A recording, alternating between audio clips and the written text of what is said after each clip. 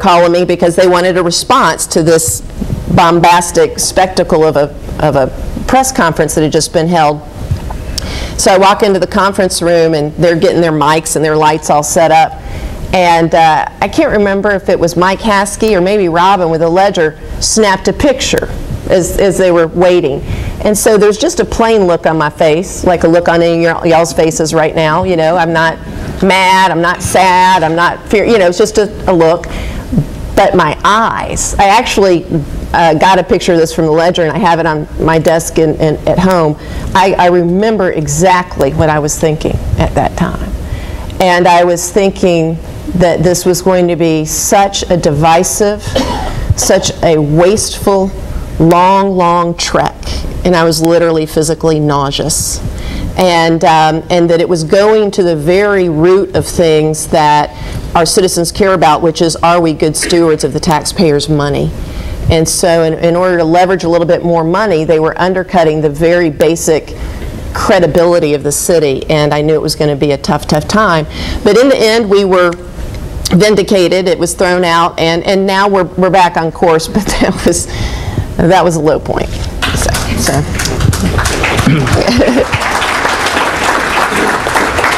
It's not like the National State of the Union. You may clap, you may not be divided. You must no booing. Come together. No booing. Conversely, what would you tell us about the good, maybe some of your best days, or something you're really excited happened, or your greatest joy in office? Well, there are a lot of high fives. Let me say. I mean, when you pull something, when you pull victory from the jaws of the defeat, as city manager and the other folks in the room we've done, those are great days. But I have to say, working with, I don't know that you all know this, but the mayor actually works a lot with kids, because in the second grade, kids learn about government. So I go to every single elementary school and speak to every Girls Inc. and all that, and talk about government, every camp. So one day I'm at this local elementary school, second grader. I mean, the kid can't be 7 years old. And he walks up to me in the most adult voice, and it was 2014 because I was running for re-election. And he says, Mayor, he said, I went to camp this summer at the National Infantry Museum camp. He said, there were veterans in and out of that place all week long. If you need some help with the veterans vote, let me know. And then probably, and I could really write a book, I swear to you, but there was one, I tell you, beautiful moment that had to be the most joyous moment. I went to another elementary school, and afterwards the teacher wants to take a picture to hang it up, on the wall and show the kids, that's the mayor, she was here. So we're all, huddled around, and they're second graders, so they like to hug, and I felt this little head right in the small of my back. And so I turn around, there's this little boy there, and I can't remember what he said now, but he said something really smart. And I said, well, aren't you smart? Your mom must be so proud of you. And he hung his head and he said, I'm a foster child. And I said, you're a foster child? I said, man, they are so lucky they got you. They could have had anybody, and they got you. And he said, I'm Mexican. And I said, you're Mexican?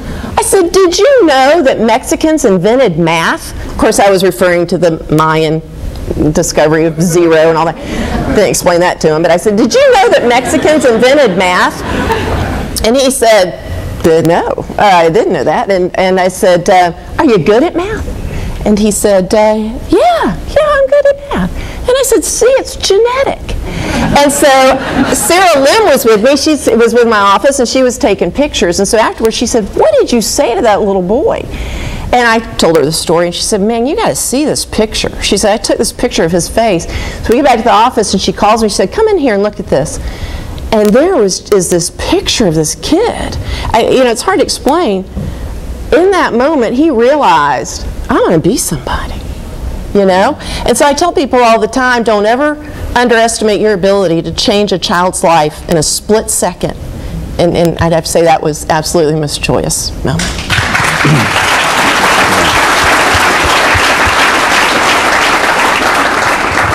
kids can do that to us. That's awesome.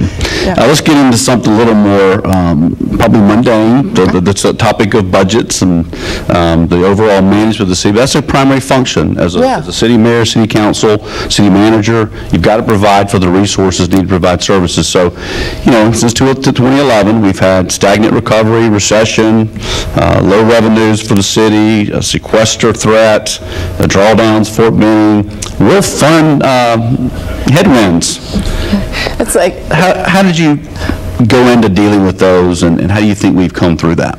well, it's like civic post-traumatic stress syndrome to hear you rattle all that off. But, you know, it was tough. Here we're facing the deepest recession, longest recession we've had, certainly the most economically impactful thing that's happened to the entire nation since the Great Depression, and Columbus was hit as well. And the effect in Columbus was just incredibly long. I mean, it was just incredibly long. And of course, the council, right before I got in, did what every single council in the world should have done, which was rely on the rainy day fund, because how long can a recession last, right? And so they were prudently and dutifully using that savings account to get us through those bumpy years, and then the years just kept rocking on and rocking on and rocking on. And so by 2014, we were faced with a brick wall, frankly. There was no more savings. That was it. And revenue was still down, and sales tax was still down, and then of course the sequester and the drawdown from the Mideast, the conflicts in the Mideast. So our 40,000 person employer begins to decline in activity, which then just prolongs that recessionary effect and continue to have a downward trend. You know, a lot of people don't realize this, but since I came into office, our revenues have decreased 4.3%. And so we had to get smart. The first thing we did was reform our pension, which everybody assured me was absolute political suicide. But we went through the painful, long process and had about 10 months working with, you know, public safety and the general government, kind of get at odds about things, which makes it very politically volatile. But we were able to get it passed unanimously. We've saved $18 million to date. And in the first 10 years of that reform, we're going to have saved the taxpayers $55 million because we reformed it. And that's the only way we made it. That's the only way we made it. We reformed our health care, you know, which was increasing, obviously, got really innovative with some genius work by Retha Hollowell, Pam Hodge, and some of our you know, consultants that help us. Got a health and wellness center, and basically went from $27 million a year to $23 million a year. That's how we were able at the very last minute to avert laying off 120 people.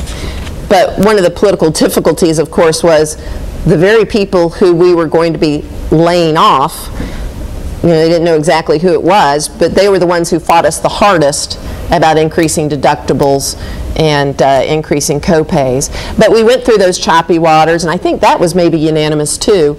And again, we've certainly curbed the cost of the increase and then reformed that from 27 million to about 23, 24 million, which has saved us millions. So I would say, and then you've got workers' comp, which has been cut in half, saving millions. We've stopped sort of a trend that nobody's who's still with the city really even knows how it started, but of laying out some pretty big sums to nonprofit organizations that we all care very much about, but you know, didn't need to be part of the city's budget, saved about $1 million a year.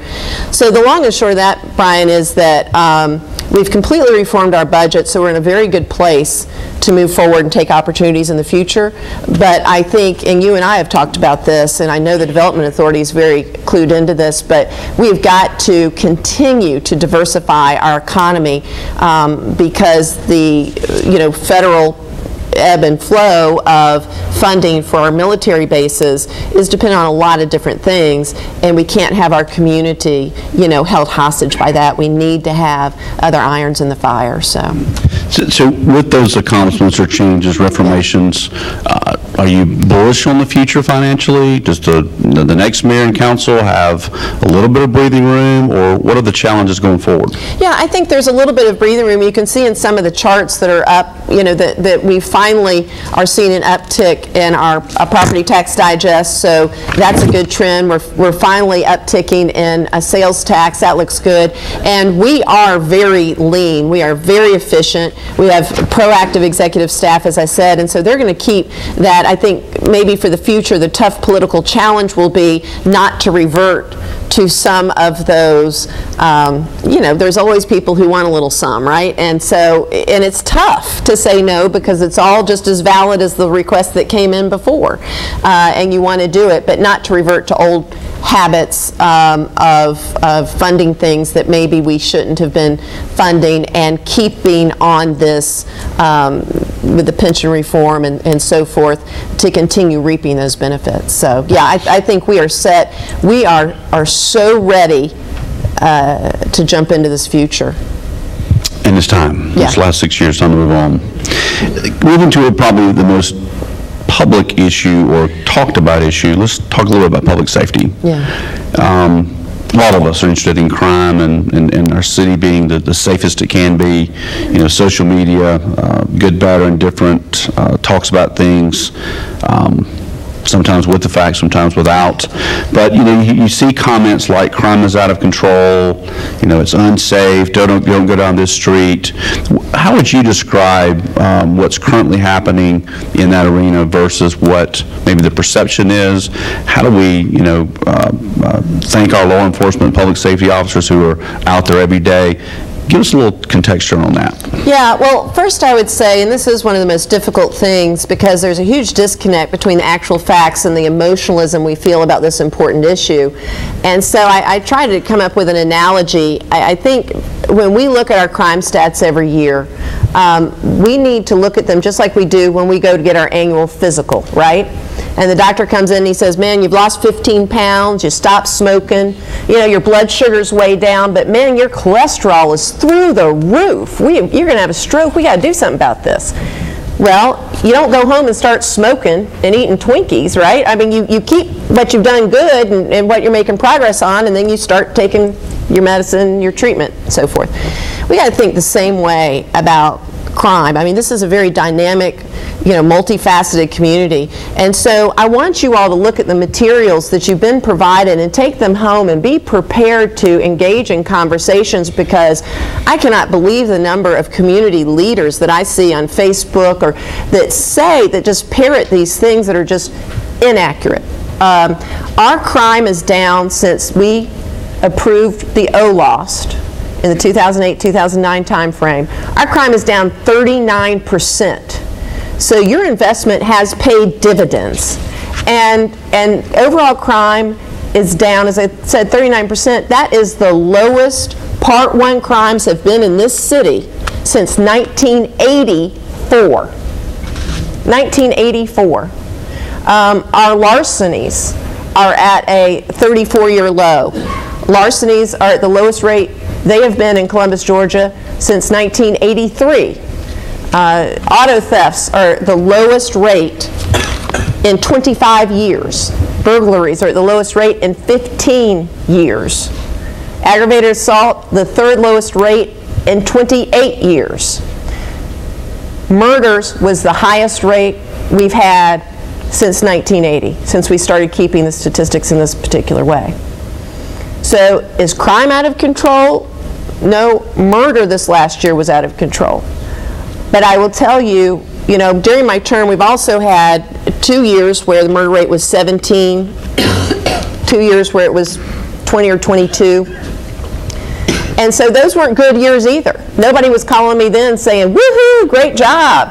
They were saying how outrageous we had 17 murders. You need to get busy, right? So it's never going to be low enough. Until the year that we report 0 murders, it's never going to be low enough. And you need to stop participating in beating us up. It's almost like if you woke up every day and told your child he was worthless. Eventually he's going to start believing you. So if you wake up every day and start telling your friends and your colleagues and your neighbors that this is a crime-ridden hellhole of a city, people are going to start believing you. So arm yourself with the facts. I'd like to see another community, another police chief that has reduced crime 39% in just these few years. So, you know, we all like to thank police officers. I'm not asking you to not be factual or to be delusional or any of that. We can talk candidly about crime, absolutely. But you need to know that these police officers have been equipped by our city council with the budgets they need. Yes, to hire more police officers, not enough, but to hire more police officers, but also with the technology they need to do just what they've been doing, which is attacking crime. So we've got a lot of work ahead of us, Brian, absolutely, but I do ask for the leadership's help. And not just for me, I mean, this is my last rodeo, right? It's my last time around. But even for the next mayor, be more responsible, please, in how you talk about crime. Educate yourself with the information. In response to that, we have started a public safety committee as one of our standing committees at the chamber, primarily to keep this conversation going and to make sure we are looking at facts, making sure that we can address issues transparently and offer the accountability we need. We don't need to be playing into the narrative. We need to work with our police chief and officers and other public safety leaders to make sure that we're telling the facts. And so if you have any interest in hearing about that group, talking to them, there's going to be open meetings. It's not a secret chamber committee, but it's one of those meetings. It's important to keep this conversation going, in addition to the work of Columbus 2025, which is, you can't get crime to certain levels unless you do something about poverty and helping people move up the ladder. So we're working on that simultaneously. So thank you for those questions. And I think it would be appropriate this time if I had an applause sign. Please thank our public safety officers.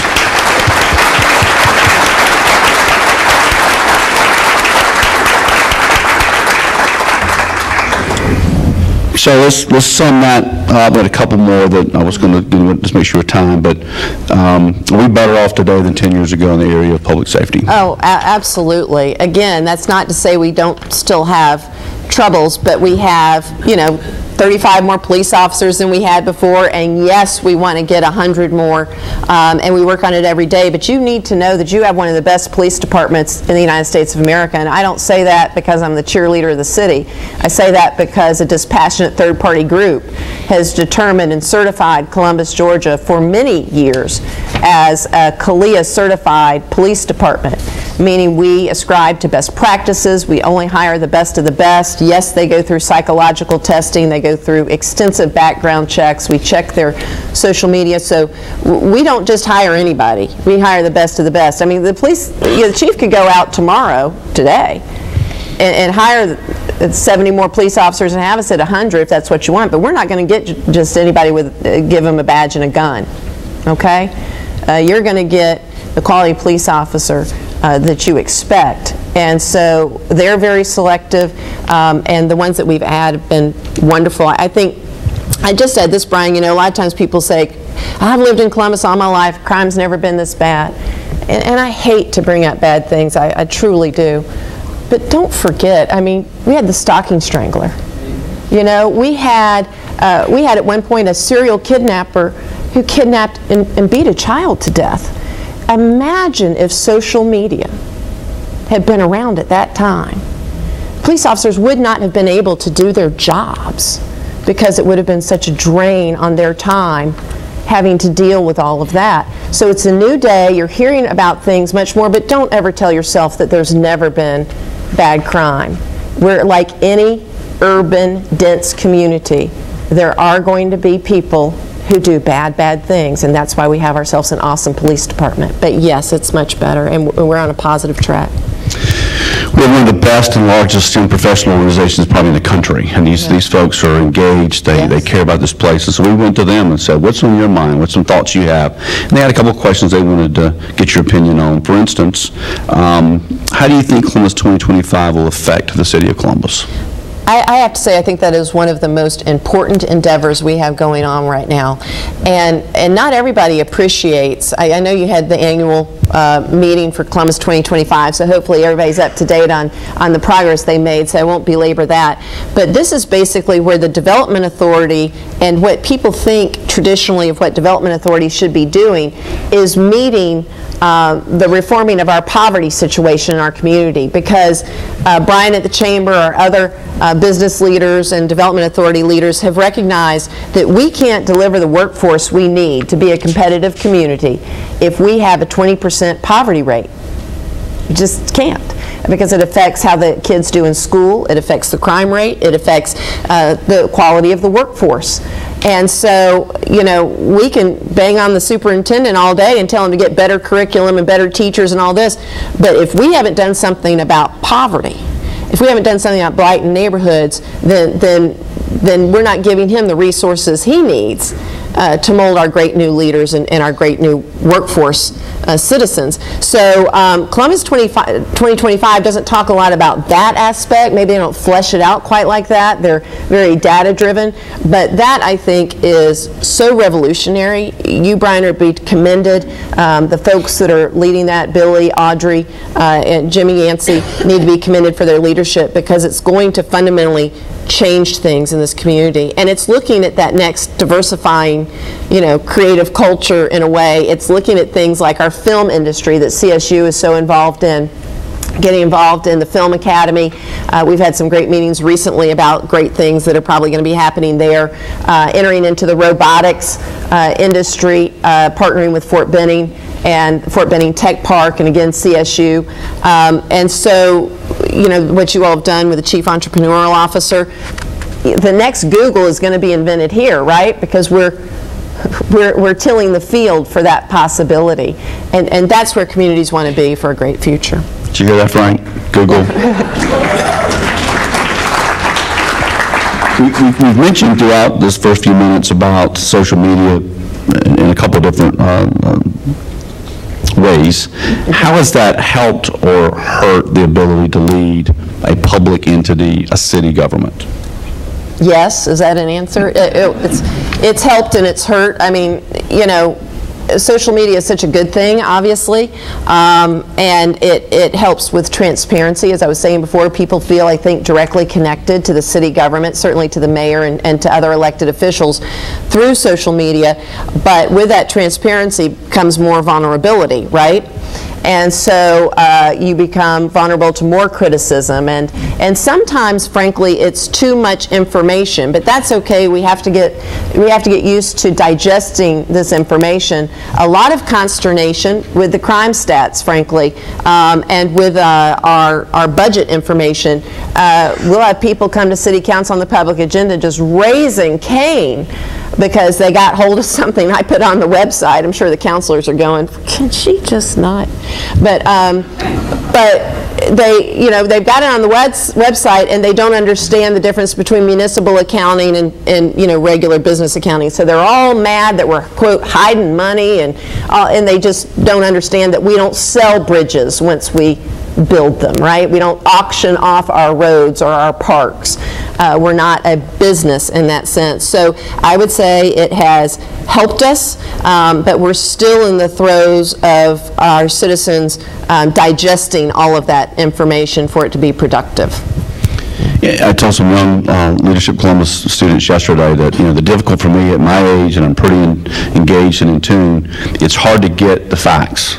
You know, I watch multiple news stories and hoping I can figure out what's the truth as I navigate through them, because everybody's got their own filter or paradigm they look at the information from, and it's going to be even harder for our young people. Oh, yeah. They only look at what they see texted or on the social media sites or what other people want to put into the media. We've got to be good stewards and good civic citizens about how we process information. Yeah.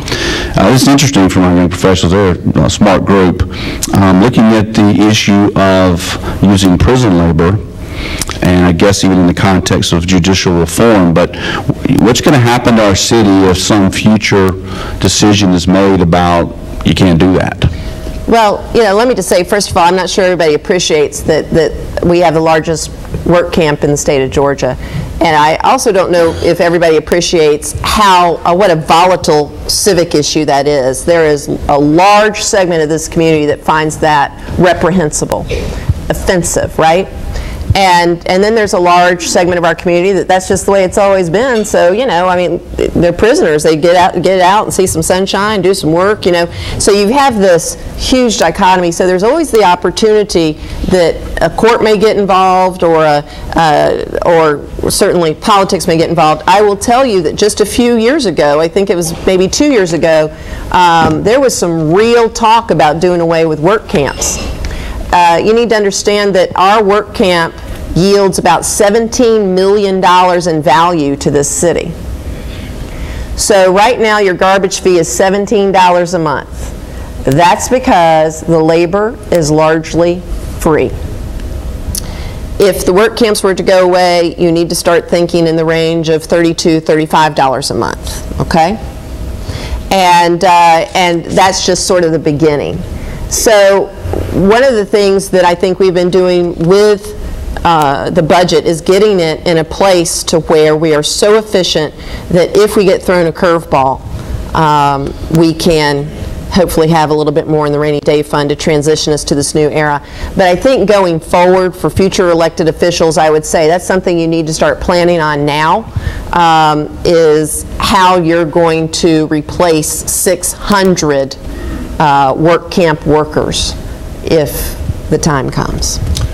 Could we, because it is a tough issue, could we think about, as we talk about reentry and trying to help people reestablish, could we talk about if there's if somebody comes out tomorrow, they've done their time, that they could be hired, and so you do it incrementally rather than it just goes away by mandate? That's so awesome, Brian.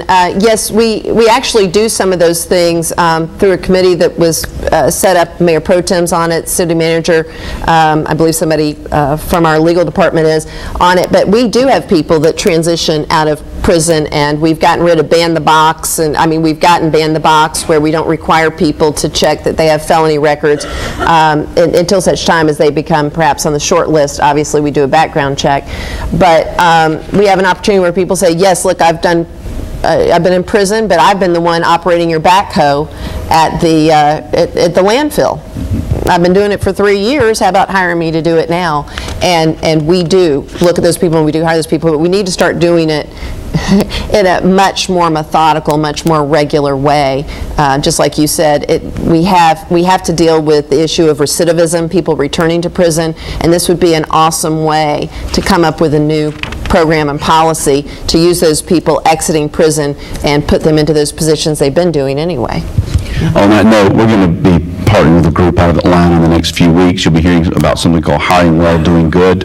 We'll be having some type of fair. Centrica Lakes is in here somewhere. Centrica, raise your hand. If you have an interest in being a part of that, let us know so we can make sure we have the right HR leadership there to talk about how can we all do a better job. We're not saying, lower your standards or don't be concerned about bonding. There's a lot of state and federal programs out there that we can help on the bonding side, or that these laws can help to make sure we can all do a better job of hiring people. Right now, at the low unemployment, almost full employment at 4.5% in the state, we've got to do some of this work at this time rather than during a recession. Good point. Transportation. We'll kind of end on the big questions on that one. As a newcomer, I don't see any issues. I get around this city and I put miles on my vehicle. I'm amazed that people even use the word congestion. But how do you describe it? Well, it's amazing. Actually, transportation in this city has been invested in very, very well for many years. And I do occasionally, I'll get an email from somebody all fired up saying the traffic is horrible at thus and such intersection, just outrageous. And I usually say, how many red lights did you sit through? And they're like, well, I didn't sit through a red light. It just took a really long time. And so that ain't traffic, just saying. But in any event, it is if they're the ones sitting through it, obviously. So I would say a couple things. One, we've invested as a community, thank you all, in the T-SPOST. So that's $300 million over 10 years, which has allowed us to do some incredible projects like the spider web at Buena Vista Road and St. Mary's, and we're going to get over those railroad tracks, which is going to open up that whole segment that whole sector of our city to new development. Many other projects like Buena Vista Road, widening the bridge there to allow more flow. But those projects are going to make a huge difference. We also have our 30% of the OLOS, which we use for infrastructure, road repaving, things of that nature.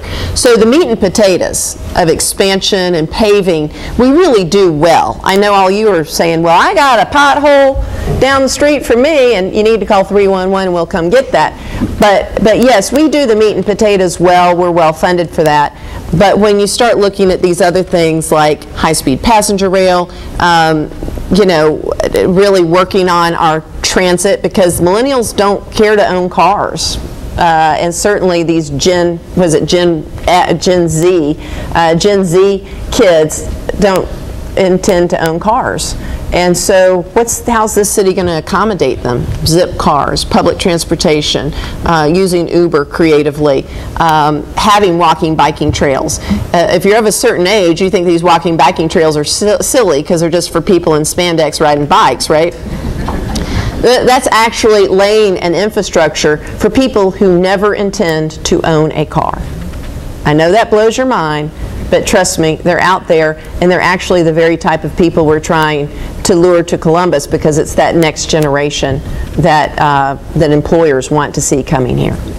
Well, and again, House Bill 170, us being one of the 3 regions of the 12 that passed the regional T-Splots, we do have resources we haven't had before. And so hopefully we'll be able to continue to plan effectively that we're out front of any future congestion or capacity issues. And the House just dropped House Bill 903, which everybody needs to watch, because that really would open up even more funding for some of these innovative things we're talking about with transit, high-speed passenger rail, and that's some of the stuff that Calvin Smyrie, the dean of our delegation, has been working on. If that happens, that's huge for Columbus. Yesterday, the House Transportation Committee held a hearing on a $5 billion possible project or possibility of funding for expanding MARTA into Gwinnett and Cobb, which would have never been thought of 5 years ago. So transit is certainly moving at a light speed, and you do need to watch it because it's going to change our state, hopefully for the better. I'll throw you a curveball. Oh, no. You are the first female mayor. Yeah. You and I had a conversation at the Capitol the other day that of all those big 8 by 10 foot portraits, they're all men. Yeah, right. Is it tough being a female leader, or are we making strides that we can quit talking about it? Well, I mean, first of all, it's like anything. We're certainly making strides. But I guess since you threw me a curveball, I'll throw one back. I guess I'll be very candid. I will say that I never experienced gender discrimination as a professional. One, because I worked in a law firm, so the men knew better. And so they knew. But, and they were very good people, too. But I have to say, you would not believe the things that come out of people's mouths when you hold public office. And there is a lot of gender issues still. I think a lot of times things that are politicized are because, and I hate to say this, but I actually feel bad for Chief Boren, because I think he takes a lot of water sometimes because it's a female public safety director that some folks just don't want to believe is presiding over a time in which crime has fallen 39%. And so I think that, I hope that, and that's fine with me. Look, I can handle it. I got into this business because I have a super thick skin. I guess it's genetic, but I do, and so that's fine. But I think you just need to think about that a little bit. Why is it so hard to hear from a female leader certain information that if a male colleague said it, you wouldn't have any problem with? So it's just something we need to keep in check. But that being said, you're out there as a female mayor. You're doing these things, and I think people get used to it. And I will tell you this: young women, teenage women, little girls. I had a 3-year-old. The mother said, "Oh, tell her what you want to be when you grow up." She didn't know who I was, and she looked up and said, "I want to be the Mayo." So I think that being that first leader, despite some of the bad days, despite some of the challenges perhaps, it's changing things. As we get close to our time, do we have any questions from the audience? Amy, anybody got any cards been passed forward? If you guys want to fan around and collect any and bring them up for me as I get to a couple closing ones. So as we wait for those to come forward, Mayor, what's left undone or what's next? Well, I would say, there's a couple things we need to continue, right? Reversing this blight. And we can't just stop and say, well, that was important to Mayor Tomlinson, so we're not going to worry about it anymore. We've made such strides. We're on the precipice of doing some great things that will reverse blight forever. City Village, Liberty District, many others. So we need to keep that in the forefront. As I've said, high-speed passenger rail, obviously. But the thing that's on the front burner for this next year is pay reform. We've done we talked about public safety before, but we've increased pay for our police officers 22% since I've been in office, and if this pay reform goes through, it's going to be 25%. But what we haven't done is invested in like kind for our general government employees. And so we've put a plan on the table that we believe is sustainable. We believe that through some hard work and information, Council is going to be able to adopt, and that's something we have to do, or we're going to continue to lose great people. And so we're going to have to invest in the type of expertise and professionalism we want in the city. So I would say most certainly pay reform. And we hope, it's not big news because we've been talking a little bit about it, this recession has left us in a period of time where we've not been investing meaningfully in resources and assets like South Commons, which we built for the Olympics in the 90s. If we're going to remain competitive and to continue to have these softball tournaments and economic tourism, we have got to reinvest. We've got to reinvest in our parks and rec centers and things that you all appreciate and use every single day. And we've got to have a new government center. It's not a luxury, folks. That place is frankly a fire hazard, as you have read. It's not a place that we should feel comfortable inviting the public into in the future. We've certainly done what we can to mitigate any risk, but it's not something we can continue to do. So I would say, I hope that the things to do is that in 2020, the city will put on the ballot for your consideration and hopefully approval a one-penny splost to get us back up to where we need to be, investing in this capital that will, we've got our bicentennial coming up. I mean, in just a few years, in 2028, and you think, oh, that's so, but for a bicentennial celebration and reflection, you need to start planning now to make sure you're where you want to be when somebody says it's 200 years. Are you the type of city you need to be? And we need to be able to say yes. So we got to start planning now. As mayor, you've got universal power. Oh yeah, right. What's when I find that, I'll let you know. If you could change one thing, what would it be? Change one thing. I would say that it is true. If you're a naysayer, right? If you're a negative Nelly, you're going to get more attention governmentally than anybody else because you're the one who's calling. You're the one who's writing letters to the editor and sound offs, and you're the one who's posting on Facebook just and so from any elected official, it's easier just to give you the government you want and move on. And all you good people, you dignified, respectable, polite people, never call. And so you get naysayer government. You need to remember that. I mean, just recently with the 13th Street issue that we had, I mean, that was really hard for councilors because the naysayers were calling, ringing off the hook, right? And then every time I'd run into somebody, they'd say, oh yeah, I'm totally for that. I hope that passes. And I'd say, did you call your counselor? Oh no, it's definitely going to pass. I was like, well, no, it's not definitely going to pass. I mean, when it first came up, I would say it was maybe 10-0 or 8-2 against it happening. So it was only because you all got involved and started calling your counselors and talking about what it meant to you that you were able to get the good government you feel you're entitled to. So if I could change one thing, it would be good people got to speak up. You got to speak up, and you've got to start calling your counselors.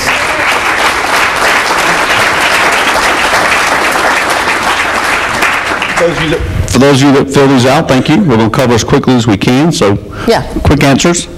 How do you see the relationship between Columbus and Phoenix City strengthening as we go forward? Yeah, well, sit back and watch what's going to happen in Phoenix City, folks. It's going to explode because their riverfront was largely undeveloped. And so we know now all this investment that's going in there, and they're going to become, obviously they're smaller and, you know, in size and so forth, but they're going to become a mighty force, more of a co-equal partner. And so there's limitless potential with what we can do when we have 2 states, 2 senators, all of our congressmen pulling in the same direction, and we've got Columbus and Phoenix City sharing that river. I think it's going to be amazing what the future holds. Excellent. What can the radio, TV, and newspapers, media do to help us navigate accurate crime information and influence citizens more positively? Yeah, well, you know, and I understand, and we're not the only community that puts, you know, murder and crime on the front page almost every single day. You know, you've got these producers on the television stations. They're trying to fill their, you know, their slots, right? And that is the easiest thing to do, is go down and pull the blotter and see what happened. It's a lot harder to call down to the city government center and say, hey, what's going on with that 13th Street debate everybody's having, right? That's a much more nuanced article. It's hard to put that in 2 minutes on TV. But it's real easy to say, thus and such happened, crime today, right? And so in a way, and no offense, because I love the media. I mean, you know, people say they do an awesome job in this community getting the facts out, but there are times where it's lazy journalism. And I think the Ledger and our TV media have done a great job in recent years, as leaders have been having this conversation, saying, look, if it's bad, we understand we got to deal with it. You know, that's the job we signed up for. But don't just keep haranguing us with one aspect of the community that's negative without giving equal context to the other things going on. So I think with, you know, Together 2017 and some other things, our media outlets have been doing a better job. But I would say, please start looking at how interesting and dynamic this community is, because so little of it has to do with crime, and we're just reinforcing, frankly, this narrative. So reporting good stories and getting this information out there and standing by it. Absolutely. Yeah. We've got 10 months to get a lot finished, so we're not going to talk about it being completely finished, but we do have elections coming up. We've got some changes coming up. Any advice you want to give to those who are going to follow you? Yeah, I would say agitation isn't leadership, right? It's easy to nip at the heels when you're not actually elected. And so for the citizens who will be voting and those who will be running, what's your big, bold vision? What's your big, bold vision? It's easy to talk about all the things you think somebody else didn't do right. That's fine. And there is, frankly, a high, I think, that comes from being an agitator. And so watch for those folks. I'm not sure if those folks can't turn around. It's fine to be critical. That's part of the political debate, right? Let's talk about where you're falling short, what you need to do. But if all you're hearing from somebody is agitation, then I challenge you to say, what's your bold vision for this city? And if they can't answer that question, then maybe they're not the right leader for the right time. So I would say, prepare to leave it better than you found it, and that's not through solely being an agitator. Applause sign. Applause sign.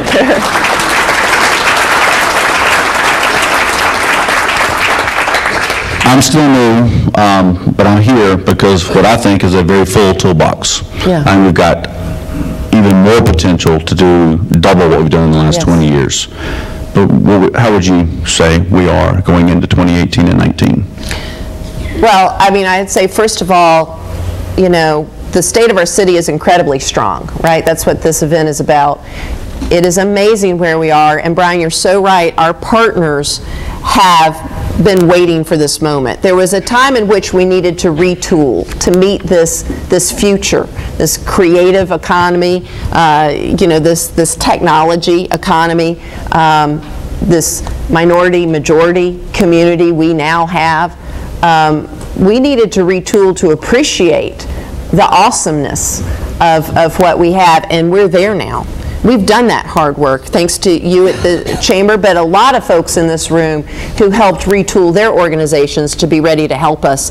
And so we're there. In fact, you know, you asked me about my legacy. Maybe my legacy will be the one that just rode the boat so the rest of y'all could go down those awesome rapids of success, you know, and capture this big, bright future. Well, you don't get accomplishments without leadership. So you, Mayor Pro Tem, council members, city staff, we're very blessed, and we appreciate your leadership. Thank you so much.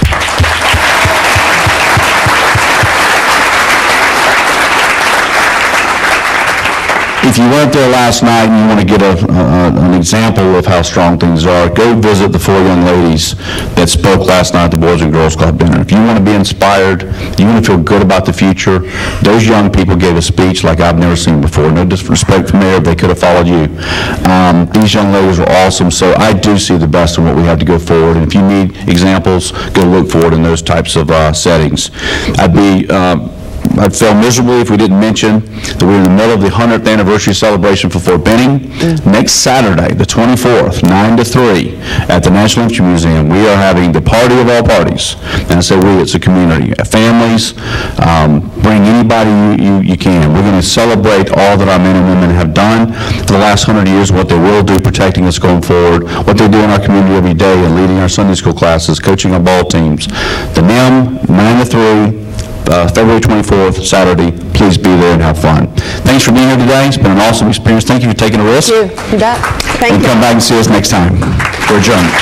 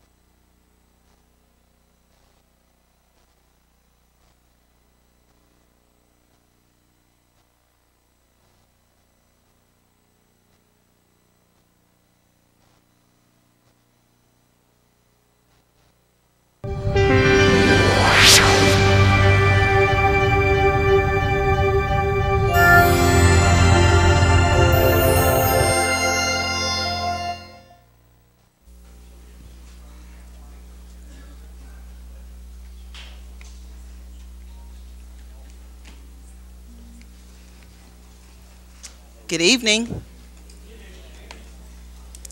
Maybe we should say happy snow day since we're all wishing for snow. No school tomorrow, that's official. That's official. No school. Just want to welcome you to our January 16th board meeting. Thank you all for coming out, even with the notice of inclement weather. We're glad to see you all here. And we will recognize our visitors. Let's see if they're committed. Marianne Rickner is here. Nice, from the museum. And the library? No, he's not here. He's not here. Okay. And I know that Meef is here with Marquette McKnight, and I can't open that email right now. And I see Miss Cheryl Green with okay. Mr. Tom Hackett from CSU. Miss anybody? Any principals, assistant principal, our building leaders? Thank you. Thank you for coming over there, Fox. Thank you all. We will have inspiration today brought to us by Mr. Isaiah Harper. He has written a poem that he's going to share with us, and we're very appreciative of that. Share your talents. Thank you for the invitation. My River Valley. I came home to my mama's hug and my daddy's barbecue. The old charbroil released dancing smoke that mingled with the scent of sweet magnolias in the air. As the pigskins flew, I was reminded life is seen in technicolor. My lonely heart escaped its southern blues in your steeples. A girl who keeps her savings in the hem of her skirt reminds me that one idea can lead to greatness. Nobodies who grew into somebodies consolidated to become the foundation of our city's fortune. Collegiate aspirations born in a hosiery mill inspire generations of entrepreneurial spirits. The church bells ring. I step outside to smell the long-leaf southern pines, and I'm amazed at you, my River Valley. Our land was built on bridges, hands both captive and free, striving for togetherness across the bubbling white water of the Chattahoochee. Children who long for escape still find arrowheads in the mist of their idle hours. Parents casually read the news, only looking up to notice their kids playing among the fireflies like they once did. The distant sounds of Fort Benning, the grounds where we train infantrymen and rangers, become the echoes of safety. And though we are but at the foot of the Appalachians, we are the playgrounds of Olympians. You always know how to comfort me, my fountain city. I wander through parks of flat rock with Coke and peanuts in hand. I scramble to find my way to a pharmacy that covers my hot dog and chili and oyster crackers. And I am ready for adventure. You greet me as I am without pretense. And you teach me that through love we are given much, and through love we are servants still. You rise like the phoenix, out of the shadows of our past, from the mill houses and war to soar like the eagle on a joyous new day. Your buildings release symphonic sighs that please the ear and artistic brushstrokes that please the eye. They have found new life for a new time, and they join with us in the dance. The sound of the train lulls me to sleep. What seemed imaginary becomes real-life theater springing from our collective minds to meet at our river's center. My love for you, our pageant queen, is as pure as white wings against a mallard sky. It calls me to love, and it invites me to fly. Wow, thank you.